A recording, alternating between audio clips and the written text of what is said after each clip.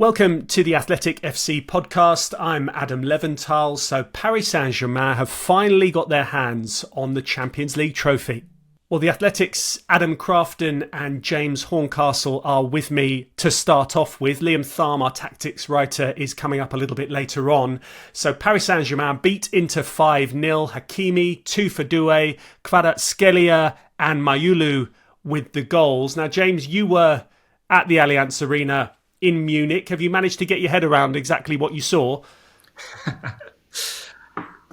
Yes. I mean, I saw this very young PSG team show up and play to, I think, the peak of their powers, which you can't take for granted in finals, because I think Inter also played beneath themselves. It was interesting listening to Luís Enrique afterwards, because he said a lot of his work during the week was not tactical, even though he got all of that spot on.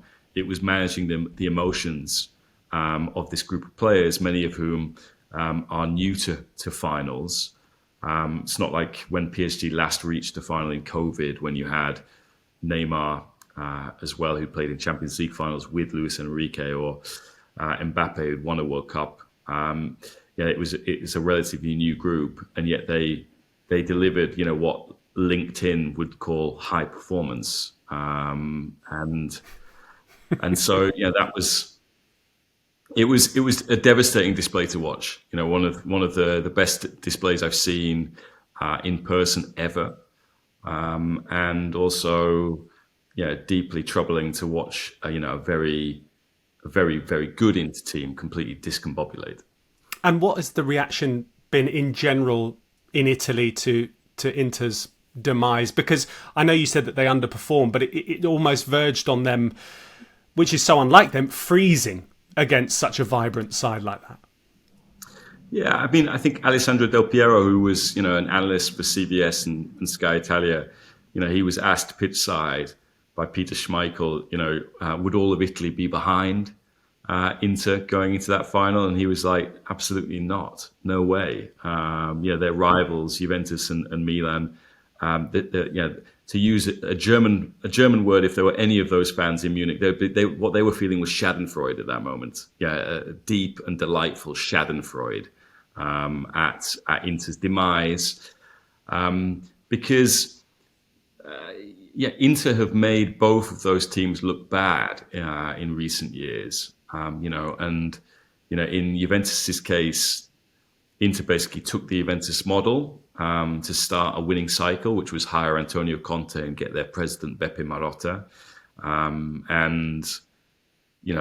Marotta left Juventus after they signed Ronaldo. There was a kind of sense that he was a dissenting voice for that signing, and ultimately it feels that he was proven right. There was certainly some Schadenfreude at seeing Inter lose, and also with Milan, for example. Milan coming off a really bad season where mid-table, lost Coppa Italia final. If Inter had won the Champions League and had been on a kind of open-top bus parade, it would have compounded their misery. Instead, it gave their fans the chance to kind of go and get some bed linen, spray paint some insults on it, and basically hang them outside San Siro. But I think for the rest of Italy, and particularly the kind of Interisti, there was this feeling. It was a real shame, because I think Italy wants the credibility that comes from a team winning the Champions League. They've certainly got some credibility back by Roma winning the Conference League, Atalanta winning the Europa League. This was the kind of final missing piece to be able to say Serie A is a credible league again, or maybe the second power behind the Premier League. And instead, unfortunately, I think, when people talk about this Inter team, casual fans will say, the team that lost 5-0 in a Champions League final, rather than, a team that has reached 2 Champions League finals in 3 years, Europa League final, won everything domestically, took the title race down to the final day in 2 of the last 4 years. People will say, the boys who got blown away by those young lads at PSG, the elderly Inter players. All the myths that have been busted by kind of Inter, but the performance and the night on the biggest stage of all, when everyone is watching, kind of almost re-emphasized stereotypes, which are, in my opinion, should have been kind of thrown away, but all came to the fore that night. There's various subplots that we're going to be reflecting on in this episode, but I just wanted to get your thoughts, James, having been in the stadium. The support that was shown to Luis Enrique by the Paris Saint-Germain fans with that Tifo that they unfurled depicting him with his daughter Xana, who, for people who don't know, she died of cancer in 2019. She was only 9 years old. Can you encapsulate the emotion that was there attached to that element of the story? Also seeing Luis Enrique's wife and his other children celebrate with him on the pitch. That was not only very sweet. The connection between him and I suppose, the Paris Saint-Germain ultras. I mean, they really did bring the noise in that. I mean, people have been talking about that since the semi-finals against Arsenal and the buzz at the Parc des Princes. But yeah, it did feel, being in the city, that there were a lot fewer PSG fans than Inter fans. And then you got into the stadium, and like for me and other journalists to get into the stadium, security checks, basically show your pass. No, you can't go that way, sir. And then as soon as PSG scored, the ultras had managed to smuggle tens and tens and tens of flares, as well as their choreographies into the ground as well, because there was one before the game, and then there was the final one for Luis Enrique and Xana, and yeah, you could. There wasn't the only kind of possibility to emote and feel empathy towards Luis Enrique, who was brilliant after the game on Sky Italia. He reduced Sky Italia's presenter, who's pregnant, to tears with his answer, because he said, Xana's not only with me in spirit when we win. She's there for me more, even when we lose. I feel her presence more then. The humanity of Luis Enrique was definitely one of the stories of the night, along with this kind of youthfulness and the kind of future that people are projecting on PSG. Whilst there is still that conflict going on between, how this project is assembled and financed, which I'm sure Crafton will go into. James, do you think Luis Enrique, beyond the element we've just spoken about, do you think he's also more likable for being... He's not someone who walks into a press conference and wants the world to know what his philosophy is, the way that he's going to play. He doesn't, people don't talk about his style of play in the way that they do about a Guardiola or a Rangnick or someone like that. But he clearly does have a very defined style of play at the same time. Do you think that makes him more likable and less annoying to the average person as a result of that? There's more humility to it, I think, in a lot of ways. There is. I tend to think with him, because his first treble came, relatively soon after Guardiola's treble at Barcelona. Some of that success was still attributed to Guardiola and the club and having Messi, even though we've seen subsequently that Barcelona have struggled to repeat in the Champions League under different coaches. I think he can be quite combative in press conferences, Luis Enrique, where, he's called out reporters, and reporters don't like that. But I do think he does, I'm not saying reduce the game. When he talks about the game, it is about individual commitment. It's less about jargon and all this sort of thing. It's like, look at what you have to do here. That documentary clip of him basically being in Mbappe's face during a video analysis session, saying, If you can't score, then you have to defend. You have to help the team by pressing, and not talking about that in very technical jargon, but saying this is what made Michael Jordan great. The fact that all of his opponents basically hated him because he was in their face all the time, hustling and harassing them. That's what I want from you. And the strangest thing, I suppose, following his career trajectory of being kind of quite inconsistent up until this year, that footage of Ousmane Dembele kind of staring down Yann Sommer, doing everything that Luis Enrique had asked of Kylian Mbappe, was really powerful. And again, after the game, he said Ousmane Dembele should win the Ballon d'Or for his defensive performance tonight, not for his attacking performance. And that's just being able to relate to people on a human level. It's about trying to it's getting them to raise their performance by pushing motivational buttons with only one or two kind of tactical instructions, rather than just overloading them with with jargon. So there was a lot of humanity in PSG's the performance of the PSG players and the coach.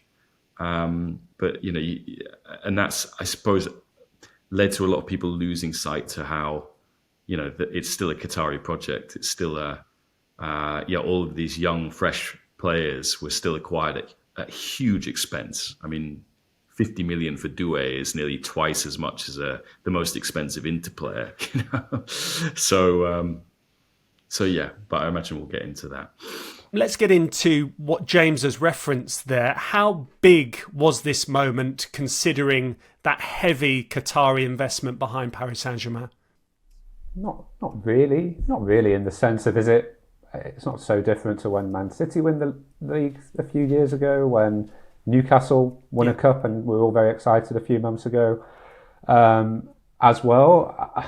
We are past the point, right, where football is going to turn itself upside down and not allow these investment vehicles, if you like, of state entities to run football clubs. So the way I don't think it's realistic. What you tend to see at these moments where we win, where one of these teams win, is this kind of, you get on the one hand an incredible performance, an incredible moment for fans who haven't won X thing for such a long time. I mean, poor PSG fans, they've only won 25 French leagues over the last 10 years, right? But other than that, you get this situation where PSG fans haven't won for ages, where Newcastle fans haven't won for ages, where there's some amazing coach or player stories, whether that's Eddie Howe, whether it's Luis Enrique, whether it's Dan Burn, or whether it's Ousmane Dembele, and often there'll be incredible stories within all of that, which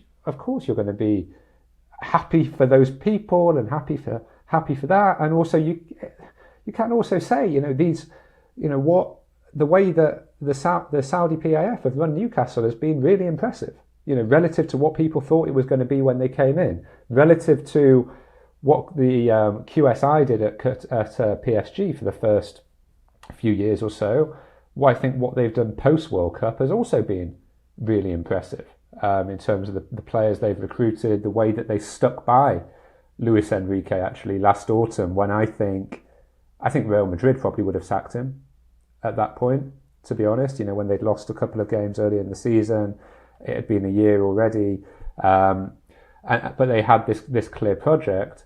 But what you then get is, when you get these big highs, I think what you see is like journalists who have this kind of natural feeling of, we need to cover all these good stories, but then you have to say, oh, but what about this thing, right? And you have to kind of box that off, and that's basically what we're doing now, right? We're boxing off that difficult, more complicated bit of the story, and look, people will have feelings either way on it. Some people will say, countries shouldn't really be able to own and run football clubs because it disproportionately imbalances the finances of football. That's what we've seen from PSG over the past, 10, 15 years or so. The deal they did for Neymar had a huge hyperinflationary impact on the transfer market.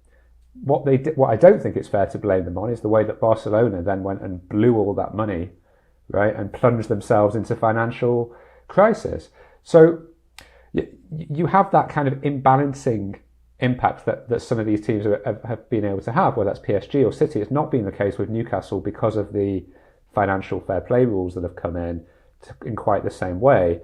But what we are getting towards, if the Manchester City case ever concludes, is this crunch moment in football where if Manchester City win or even lose not so badly, I think you do find the fabric of financial fair play coming under huge question. One question before we let James go off. I just wanted to ask you about where Inter go now and what happens with Simone Inzaghi, who was, I think for a lot of neutrals, they will have enjoyed his performance on the touchline just simply for its graphic nature, even though he was going through his own turmoil. Yeah, I mean, so there'll be a meeting tomorrow, so Tuesday, in Milan between Inzaghi and the kind of executive team. 2 years ago when Inter lost the final to Man City in Istanbul, it felt like the end already then, not because of the life of this team and the average age, but because of the ownership situation at the club then, where you had Chinese owners who'd taken out these very big loans, high interest. Didn't look like their situation was going to improve, and lo and behold, they were ejected last year by the lender Oaktree. Oaktree have come in and they want Inter to rejuvenate. They would have wanted that rejuvenation even if they had won 5-0 on Saturday night.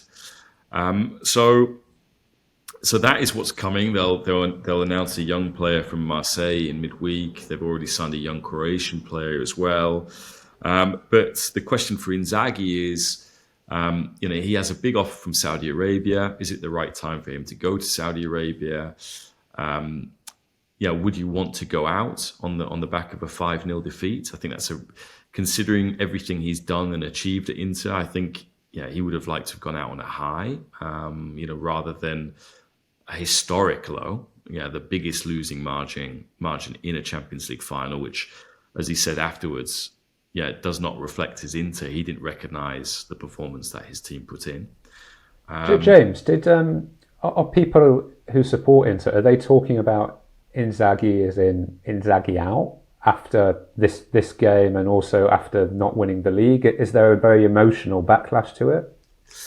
Yeah, so, again, not to draw every comparison back to Man United as we've done with PSG, but you've got the online fans and you've got the fans at San Siro, and the fans at San Siro are, they recognise that the last 4 or 5 years under Inzaghi, they've seen the best football Inter have played, not just for one generation, but maybe 2 generations. They think the standard of football and the style of play has been a lot more entertaining and attacking than even when the original Ronaldo was playing for them. And they've just come up short on a few occasions.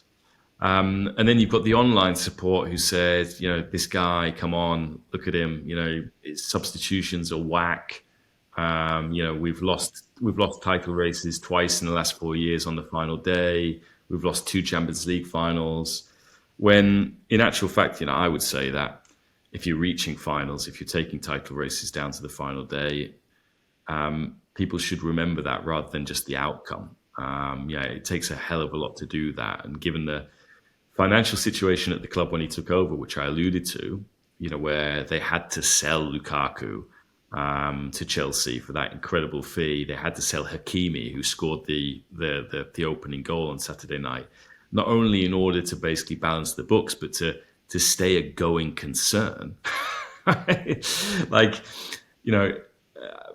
think when people look at Inter, the prevailing narrative of both their Champions League finals appearances is like, it's either going to be the most one-sided Champions League final, which was the narrative before City and was the reality against PSG, people look at them as the underdogs because they look at the team sheet and they go down each name on paper and they're like, well, the opponent's player in that position is better. The opponent's player in that position is better. The opponent's player in that position is better. None of these guys are going to win the Ballon d'Or.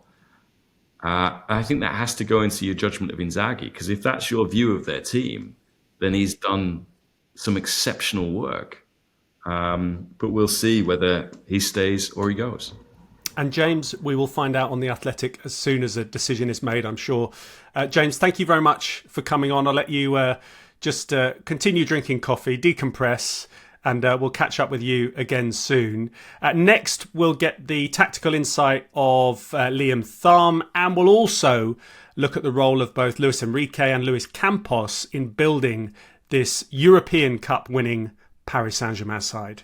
And let's welcome our tactics writer Liam Tharme into the conversation. Liam, thanks very much for being part of this.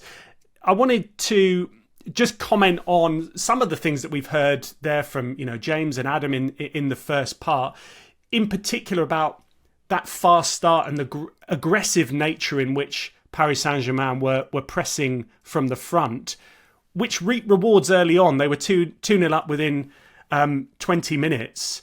Just tell us, how they did it and how impressed you were with how they did it from the word go. Yeah, that's been a trademark really of this team in the knockout rounds at least. We saw it away to Aston Villa, away to Arsenal, away to Liverpool, Dembele, Hakimi, those games sort of popping up with goals sort of inside 12-15 minutes. 2 goals in fact against Villa early on at Villa Park in the second leg that gave them that buffer that when they did have a bit of a wobble that we've seen with PSG teams in years gone past that would have had them out, they had enough to sort of squeeze through. And that's been really the super strength of this team this season, or at least in the knockout rounds, because in fact they still struggled in the league phase. We must remember there were discussions. I wrote a piece even sort of think after 5 games where they'd only won once and were genuinely at risk. They needed a perfect 9 points from their final 3 games in order to go through. They squeezed through into the knockout rounds. Didn't get a top 8 spot, and there were question marks at the time of, is this team too young, too inexperienced? Is it lacking a striker? Are there depth issues? Is it lacking more physicality? Like we saw them sort of really struggle against Bayern Munich and against Arsenal. And I think by the time they reached the final, all of those questions have been answered. That we've seen Luís Enrique now go through, and I'm sure we'll touch on it more with the squad building, but so many different iterations in 2 years of what this PSG side are. There's players like Manuel Ugarte who were signed, sold now to Manchester United, that didn't cut it in midfield. You saw Bradley Barcola have a phenomenal season and then be dropped when Kvaratskhelia was brought in. We've seen Dembele go from winger to striker, and all those parts came together in the final where that aggression that James was speaking about with Ousmane Dembele leading the press is everything he wanted for Kylian Mbappe and never quite had, because really he didn't need a player to score 30-40 goals a season. In fact, he's got that now with Ousmane Dembele without, it seems, even sort of trying for that. But it's that quality, that team that can then press as 11 players that can really pin an opposition team back, and that took the game away from Inter, absolutely. And I think the fact that Inter had arrived, having gone so deep into a title race, lost cups, that they looked drained and tired, but PSG just completely pounced on that and went, okay, you're tired, we're going to make you run and make you work. And I think when the running numbers came up late into the second half, that Inter team had run an awful lot more than PSG had. And it is interesting that you watch them and they play with a freedom and a flair that maybe some other sides that have been particularly successful, you don't necessarily see in them, because they almost look like they're scared to move out of position. Obviously, they're well drilled, this Paris Saint-Germain side, but he's got that perfect mix of giving them the freedom to go out and do what they do best as well. Yeah, I think so. There's a lot of really good technicians in there. There's various players who are very two-footed. You've got a great mix of dribblers. You've got someone like Vitinha who, works so well in a team that will play so high up the pitch because he can just drop it in. He can coordinate and can conduct. You've got Fabien Ruiz, who's a phenomenal, I think, his range of passing, his physicality in there too. And I think Jean Neves really is one of the shining lights of that team, and part of the recruitment that the way they've worked now and the young talent they bring in, that we see a lot of the time where Ousmane Dembele will like to drop in quite deep a lot of the time, and João Neves will go the other way, and he's a 5'6" midfielder who stood up on the last line of defence. That as soon as one player sort of moves from one part of the pitch elsewhere, someone else moves in and fills that void. We had periods of time where even when Mbappe sort of played as a striker last season, when Luis Enrique used Marco Asensio as a false nine, that they wouldn't quite have that height in the team always. They'd probably have width from the wingers or fullbacks pushing on, but often they'd sort of collapse a bit in on themselves because they wouldn't have people that are really pushing the defence back, making the space for those sort of creative players to play. And I think the attacking output now, when you look at the fullbacks, is phenomenal. The contribution of Nuno Mendes especially. Achraf Hakimi was great even last season in terms of pushing on. He had a great relationship with Ousmane Dembele when he was playing on the wing. And it didn't surprise me to see Hakimi get the opener because that's what he does. He plays high up, narrow, he crashes the box, and Nuno Mendes pushes forward so well as well. And you see the real spread of goals that they've got now, that they've more than replaced Mbappe in terms of the goal absence that he left of 40 odd goals to fill, because they've got enough contributions from elsewhere, and then Dembele's made the step up too. Liam, who do you think of the teams that have played against PSG in the Champions League knockouts came, other than sort of scoreline, but just stylistically, came closest to not finding them out, but really kind of working out what the system is and how best to stop it? Is it as simple as Aston Villa for that 20-minute period where it looked like they might blow them away, or did you think there was times where Arteta or Slot seemed to have their number?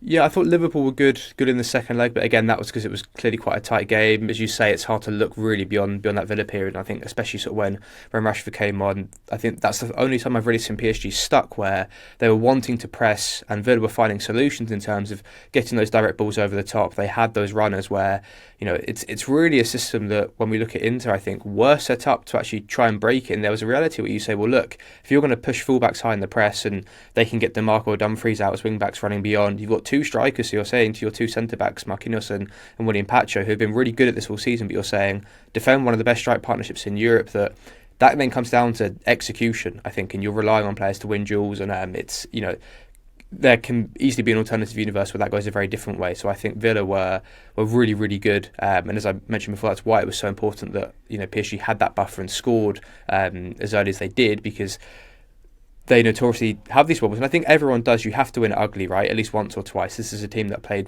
16, 17 games now, because they played all the league phase games, obviously, extra knockout rounds, that had to do it the hard way. So that, I think for PSG to win like that still at Villa was also a big sort of litmus test at the time. It's interesting that you mention Aston Villa, because obviously they have Unai Emery and Monchi with that great sort of cohesive partnership in terms of recruitment.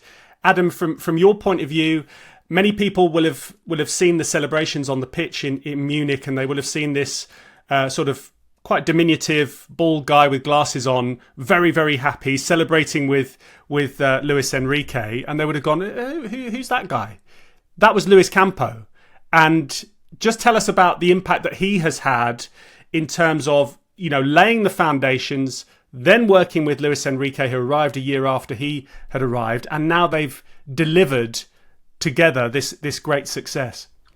Well, I mean, to be fair, he's very good at telling his own story. He's never been particularly shy in sort of highlighting his role. But he's an interesting character. He'd been at the club before. I think actually probably his first period around the club, there had actually been this sense that maybe PSG had been a bit too reliant on agents like George Mendes, and they'd spent too much money, and some of the decisions were more about kind of star names than really building a cohesive team.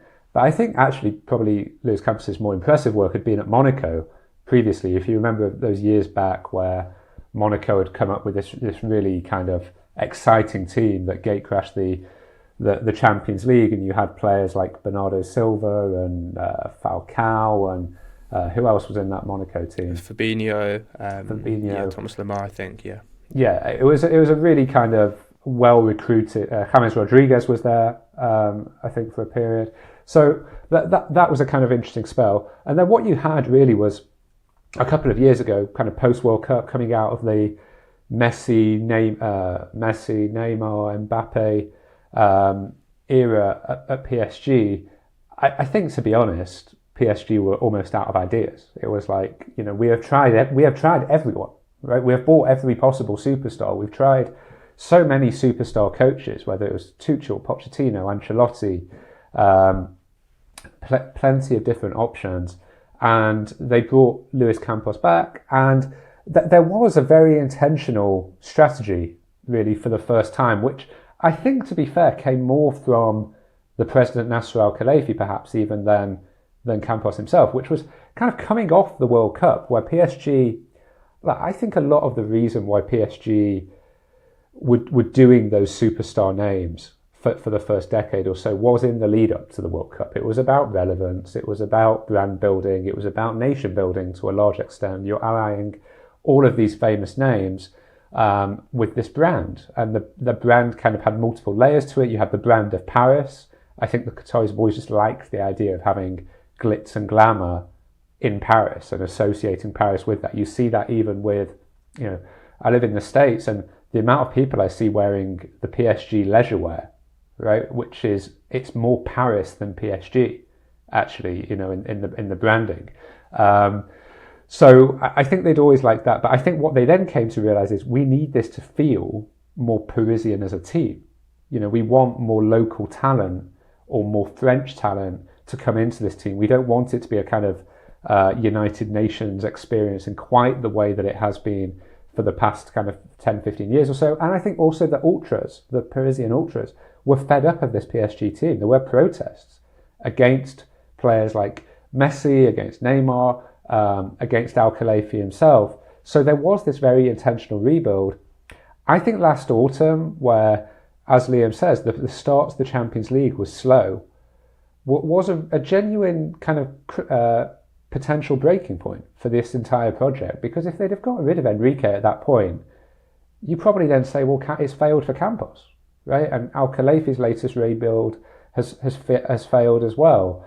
And even if you go back, you remember in the group stage, they were 2-0 down against Man City at home, I think in this must have been 7th or 8th. How many games are there in that group stage? Anyway. I think that was game 6, yeah. Game 6. It was a game that they really needed points from, and they're 2-0 down, and really they came back in that game, and okay, it was a weak Man City's team at that point, but I think that was really like a launch pad for this team to say, okay, we can do this, and we believe in ourselves against highest level opposition. And that's where this kind of really took off. And since then, it's like anything, right? Success has many fathers, failure's an orphan. So all of a sudden now that PSG is successful, everyone will want to claim credit for it. I do think, I've got the WhatsApp messages from comms people at PSG kind of briefing this, late 2022, early 2023, where they're saying we are going to very deliberately change our strategy to become more about a team. That was part of what the Mbappe leaving was about as well. Yes, on the one hand, he wanted to leave the club, but at the same time, I think it also allowed them to draw a line under a culture that prioritised individual demands over the collective, both on the pitch and off the pitch. They still spent a lot of money doing it, though, didn't they? 240 million euros this season, 455 million last year. Liam, from your point of view, they're not, well, it doesn't look as if they're going to have to spend that much money now, because the team is so young and have shown that they can be very successful. Yeah, they've still spent silly money, right? I don't think we can really ever get away from that. That's one of the biggest budgets of any team. They've comfortably got the biggest budget in Ligue 1. As Adam mentioned, it's about sort of them kind of running out of ideas and falling back on, well, what's the most sort of logical way of doing it. I'm amazed, to be frank, it took them this long, because you look at any kind of list of the representation of elite footballers at a major tournament or among the major leagues. Ligue 1 comes out more often than not as the top league for where these players have come through. It's one of the top leagues that the Premier League goes to sign players, particularly young players. It's the best league for minutes to under 21s, under 23s. It's notoriously a selling league, partly because the other clubs haven't got the budget that PSG do, so need to develop this talent and need to sell it elsewhere to survive. And Paris as a city is notorious for just being such a diverse place with so many people, such a good footballing sort of culture, street footballing culture, cage football, that you get so many top Parisian players. And of course PSG, when they were last in a Champions League final, lost to a Paris-born player in Kingsley Coman, who I believe was once on their books in his academy days. So lost to Bayern Munich, and I think that must have contributed to them saying, hang on a second, we've missed out on the biggest stage here because of a player that we weren't even sort of prepared to give the time, resources, patience, attention to, and has gone on to succeed elsewhere. So it makes sense, and it has also dilated the quality a little bit in Ligue 1, where they are able now to, or prepared to now, sorry, I should say, to take the talent. You look at how much Rennes have fallen off in recent seasons, even though they've had the likes of Rafinha come through there. Desiree Doué now is a Rennes Academy boy. Eduardo Camavinga as well was once there, and obviously now a Champions League winner too. So you've got other leagues that are really developing this, or other clubs, sorry, that are really developing this talent. Bradley Barcola was at Lyon, a real top player there.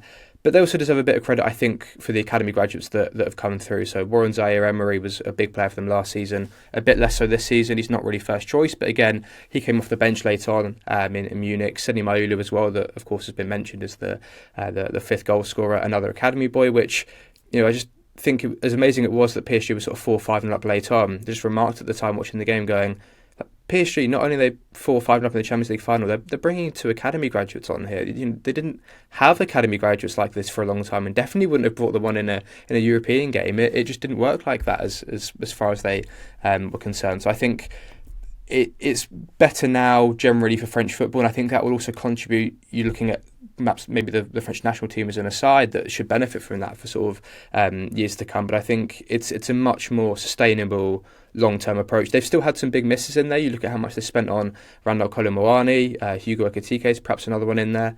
Ugarte they spent money on and had to flip, so they're not going to get it right 100% of the time, but I think the fact that they're spending still big money but on more players and younger players means they can either have that success and they'll be worth way more, or they can kind of cash them in quickly if it's not quite working and move on to someone else like they've done with Ugarte, for example. Liam, from your perspective, do you think this Paris Saint-Germain side are built for continued success now? I suppose we then get into a discussion about what continued success looks like, but it's always funny to me that, sort of 48, 72 hours ago, always the narrative around PSG was, they never won a Champions League, are they sort of cursed or burdened, and now it's how many can they win in a row, and it shifts very quickly. And I think the reality is probably always somewhere between the two, because as we said, look, they were fairly poor and struggled in big games at the start of this Champions League campaign.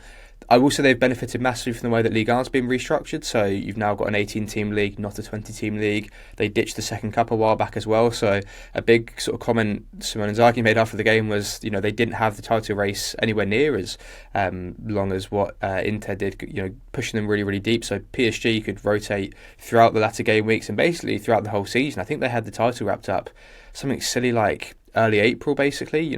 PSG were unbeaten en route to winning that title, so that will massively sort of help them. But at the same time, you go through the list of sort of Champions League winners, and I think it's 6 different winners now in the past 7 years. We've not had anyone retain the trophy since Madrid had their sort of three-peat back in the mid to late 2010s, and you don't get a lot of teams that have won it even making the final again. You don't get a lot of sort of repeat finalists. Obviously City have made a couple in quick succession. Inter now have been a couple finals in a few years, but it is hard to do because you can have a really well set up squad. You might, even as Luis Enrique pointed out this season, you can get a really hard league phase draw, and that could put you out if you don't compete well enough. And it depends who you then face in the knockout round. I would have been really intrigued as to how this might have gone if Barcelona had got through and it had been PSG-Barcelona. That might have been a bit more of a clash of styles. So they're definitely, I think, better set up. At least I can only really sort of speak technically and tactically in terms of squad depth than they've been before. But I do think they still need to add in some sort of backups and second, third choices, because their first 11's really, really good, and they've probably got a squad of 16, 17. You go, there's some top players there. I think, and this is obviously true for every club, so it's a silly hypothetical to say, but they are only ever sort of a minor injury crisis away from going, how do you fill in the blanks and deal with that? But I think they'll be really exciting to watch again next season. They've been really good fun now for a couple of years under Luis Enrique, and what he's coached them into has been really fantastic. And last question to you, Adam. How do you think this success for Paris Saint-Germain would have been felt at Real Madrid? Not specifically Kylian Mbappe, but Real Madrid as a Champions League winning monster, and also the likes of Manchester City as well, and elsewhere in European football. The fact that they've now done it and they will be at the very top.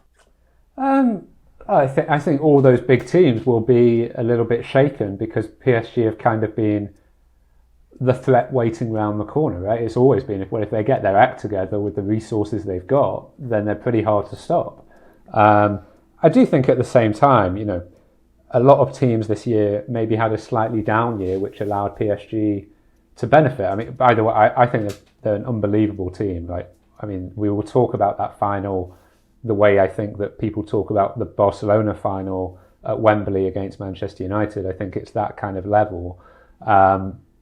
But, certainly it helps when you have Real Madrid probably having their tail off year, coming to terms with how you get too many superstars probably in the lineup. But you would expect them to get stronger now under a new coach, and you'll have Mbappe and Bellingham and Trent Alexander-Arnold coming in, and they've just signed Huijsen from Bournemouth as well. So you've got Real Madrid instantly strengthening.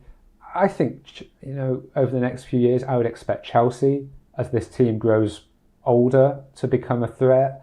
Liverpool, have already recruited aggressively at the start of this window.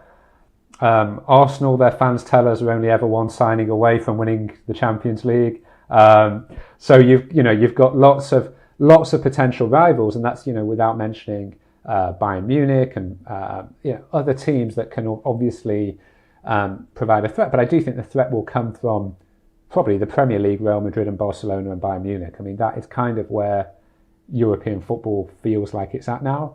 Feels a bit harsh on Serie A, perhaps. Maybe Napoli could do something, but you'd be surprised.